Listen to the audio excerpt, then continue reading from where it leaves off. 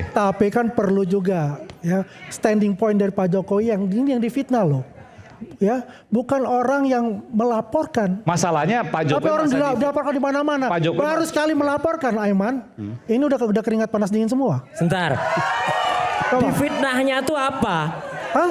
Difitnah itu kalau ijazahnya bener. Makanya kita adu data. Ya, saya sudah menawarkan aja beliau, yuk ketemu Pak Jokowi, ya, terus yuk bisa bicara langsung. Ngapain ketemu? Nah, ya kan sudah mulai kan? Artinya itu tidak ada yang namanya katakanlah restoratif justice pun tidak akan ada. Mas Andi, ini menarik. Jadi sudah ngajak untuk ketemu Pak Jokowi. Untuk apa? Oh udahlah, minta maaf aja beres ini. Minta maaf? Iya, dari awal. Atas kesalahan apa menurut Mas Andi? Siapa yang salah kok kita suruh minta maaf? Kalau begitu kita ketemu di pengadilan, nggak ada masalah untuk itu. Ya kan kita ya apa yang ditawarkan Prof itu ya kita hormati untuk itu, ya kan. Tapi kan perlu juga ya standing point dari Pak Jokowi yang ini yang difitnah loh. Ya, bukan orang yang melaporkan. Masalahnya Pak Jokowi. Tapi orang dilaporkan di mana-mana. Baru sekali melaporkan, Aiman.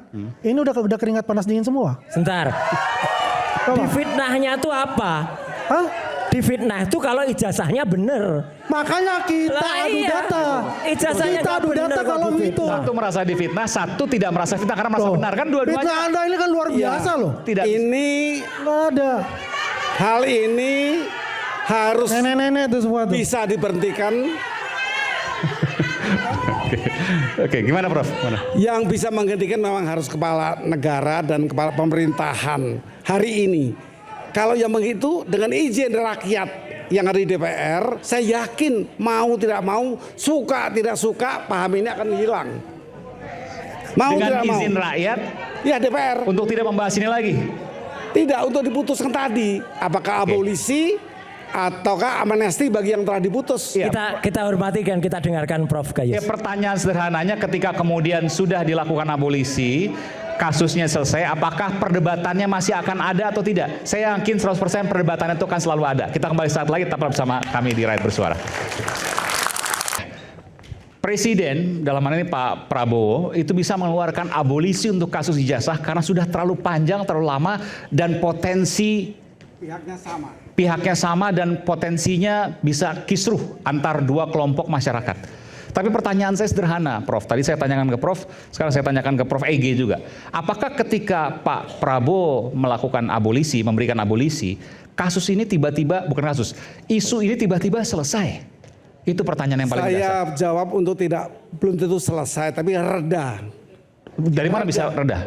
Loh, itu instruksi presiden, itu perintah presiden. Itu kan di kasusnya, tapi kemudian untuk menagih ijazahnya belum tentu berhenti, Mas Roy dan kawan-kawan. Harus berhenti. Nggak ada. Siapa yang bisa berhentikan, Prof? Nah, presiden dengan putusannya. Presiden minta Mas Roy untuk berhentikan kasus ini. Okay. Dan kita punya pengalaman belum lama. Saya tanya ke Mas Roy. Mas Roy, kalau presiden minta hentikan Mas Roy untuk tidak bicara soal ijazah lagi. Mas Roy akan hentikan? Soal ijazahnya Jokowi mungkin aja, tapi ijazahnya anaknya belum tentu. Ya, kalau kita bicara adil ya harus kan, Prof. Orangnya kan lain kan? Prof, lain. Prof, kalau Pak Profesor ya itu bicaranya itu lurus. Kalau dengan beliau ini jangan lurus, harus belok-belok. Karena ujungnya tetap aja dia tidak akan menerima.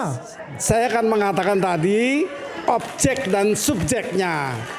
Artinya dua kelompok ini yang bertikai yang tidak bisa dihentikan dan tidak mungkin dihentikan. Oke, saya ke Prof EG. Ya, Assalamualaikum warahmatullahi wabarakatuh. Selamat malam. Tunggu bentar. Saya mau tanya dulu sebelum Anda jawab. Ya. Prof Effendi Ghazali posisinya di sebelah kiri. Anda meyakini ijazah Pak Jokowi palsu? Oh, nanti saya sampai ke sana. Oke. Ada perjalanannya gitu ya. Tapi saya mau bilang begini, saya hadir lebih pada konteks ini hampir sama ya kaitannya supaya nanti bisa selesai konteks pendidikan. Nggak bisa dong dunia pendidikan diam saja kan, sementara dunia peradilannya jalan. Okay. Iya kan. Maksudnya kan gimana? Gitu. Nah, pelan-pelan, makanya pelan-pelan. Okay. Jadi Dan supaya adil, kasusnya juga jangan hanya di satu kampus. Di kampus lain yang ada kasus-kasus juga diangkat juga, misalnya gitu ya. Bahkan saya mau hadir di sini untuk mengatakan, saya ingin anak-anak kita, yang Anda semua juga ini yang masih kuliah, ada Sekjen PWI juga di sini ya. Ini semuanya nanti. Selamat datang Pak Zul, Sekjen PWI. Zul Mansyah ya. Iya. Jadi maksud saya supaya anak-anak kita nanti pas megang ijazah itu, saya nggak mau bilang ijazah ini asli apa palsu, ijazah pasti. Maksudnya? Ya pasti gitu loh. Iya kan, ini pasti dicapai dengan proses-proses yang baik. Oke. Nah, saya mau bilang begini, dunia pendidikan kita ya supaya tidak menjurus ke situ, ini banyak yang perlu diperbaiki. Saya mau kasih 2 tugas nih untuk yang lagi nonton, nanti pas break langsung cari gitu ya. Yang pertama itu, ini kan level pendidikan tinggi, nanti ada SMP, SMA, SD gitu ya. Ada juga yang saya kenal istilah sekolah oplosan namanya. Jadi misalnya gini, pelan-pelan dulu. Jadi jangan mengarah ke satu kasus saja. Misalnya ada sekarang itu namanya SPK ya, Satuan Pendidikan Kerjasama apa Sekolah Internasional. Mewakili LPA, Lembaga Pendidikan Asing di Amerika atau di mana gitu. Nah kalau TK-nya mungkin ada di sini, ada di sana. Tapi kalau SMP sama SMA-nya tidak ada di Amerika, tapi di sini ada disebut SPK garis miring internasional, itu kan oplosan. Itu adanya di Dinas Kementerian Pendidikan Dasar dan Menengah gitu ya. Ada yang sudah puluhan tahun loh.